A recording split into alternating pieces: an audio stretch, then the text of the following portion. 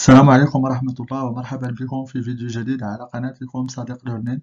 في هذا الفيديو سنتعرف على موعد مباراة نهائي بطولة كأس العالم للأندية المنظمة في المغرب فبراير 2023، التي ستجمع كل من فريقي ريال مدريد وفريق الهلال السعودي. فمرحبا بكم وشكرا على المتابعة.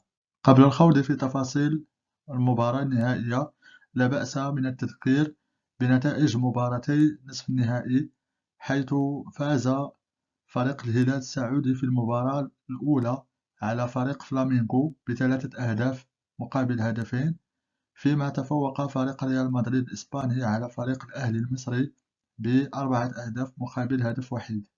إذن قبل المباراة النهائية ستلعب مباراة الترتيب يوم السبت 11 من فبراير المقبل إن شاء الله، والتي ستجمع كل من فلامينغو البرازيلي وفريق الأهلي المصري، وذلك على الساعة 4:30 عصرا بتوقيت المغرب تونس والجزائر، 3:30 بتوقيت غرينتش، و6:30 مساء بتوقيت السعودية وقطر.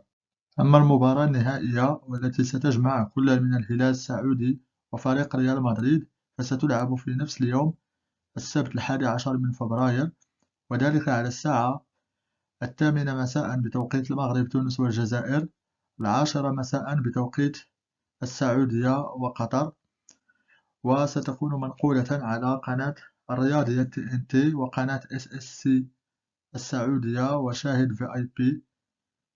شكرا لكم على المتابعة، فرجة ممتعة، وإلى اللقاء في فيديو قادم إن شاء الله.